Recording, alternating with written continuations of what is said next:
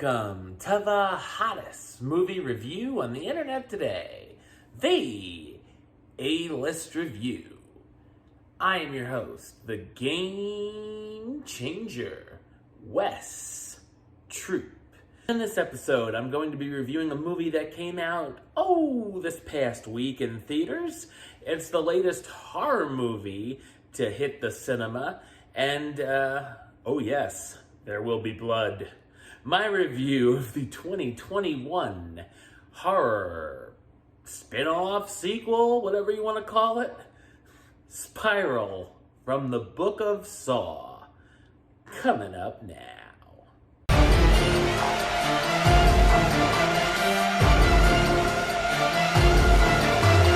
When the mutilated corpse of a detective is found in a subway tunnel, Detective Ezekiel Zeke Banks, who was close to the murdered detective, takes on the investigation.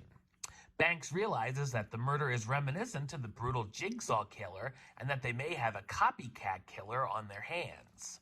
The department's chief soon puts Banks together with a rookie partner, William Schneck. As more bodies begin to pile up, the two try to figure out who's behind the grisly murders. So what did I think of Spiral? I thought it's a so-so horror spin-off sequel. The film is directed by Darren Lynn Bousman, who also directed Saw 2, 3, and 4. The film serves as the 9th installment in the franchise, which has been very up and down over the years. While I loved the first film, I enjoyed some of the sequels and some not so much.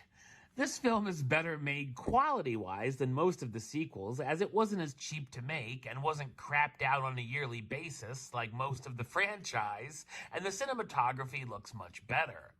Of course, most viewers are here to see the traps that our possibly not so innocent victims end up in, and they're pretty creative and rather gruesome, as we've come to expect. Of course, the film is bloody and violent, complete with extracted body parts. The classic pig masks make a comeback, and while the classic Billy puppet doesn't make an appearance, there is something that's reminiscent of the iconic horror piece. As far as the Jigsaw copycat goes, it's very much just that, a copycat of the original, but doing the things he does for different reasons. Here it's to get revenge on corrupt cops, and if they survive, will learn a lesson and hopefully become a better person. I wasn't a fan of the voice that's used in the recordings as the disguised voice here, as it sounded lame compared to Jigsaw's voice. While the story gives us a number of suspects, I guessed who the killer was as soon as they appeared on the screen. While we get a number of horror movie cliches, which I expected, there's also a ton of police movie tropes piled on top of them. From the chief yelling at the main character for going off and doing his own thing, to pairing Zeke with a rookie partner, we've seen these ideas a million times over. In between the traps and gore, the police procedural that kind of feels like a diet version of the movie Seven can get rather dull at times, and some of the boring supporting characters sure don't help matters. The bond between Zeke and his father, who used to be the chief at the precinct, can be fun, but there's just not enough of it. We do get a couple of bad flashbacks featuring the two with some questionable work from the wardrobe department. The big reveal and finale is pretty entertaining, however. Chris Rock plays Zeke Banks, the detective who's not well liked at the precinct, trying to solve the murders of his co-workers.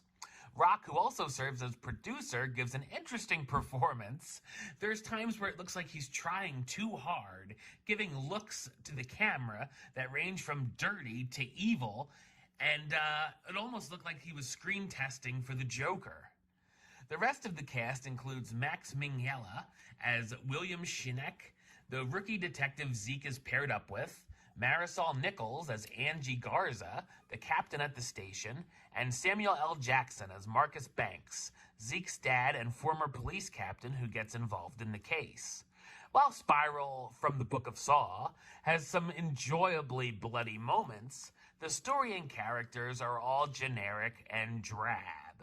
Number-wise, I'm going to give it a 5 out of 10, which gives it the A-list rating of meh. It's okay. Alright, well that's the show. I'll be back with another review very soon. But until then, don't forget to subscribe right here on YouTube. YouTube.com/WestsideOf515. Like the show on Facebook, Facebook.com/WestTrueBaylist. And of course, you can follow me on the Twitter and the Instagram @WestAList. Until next time, Troop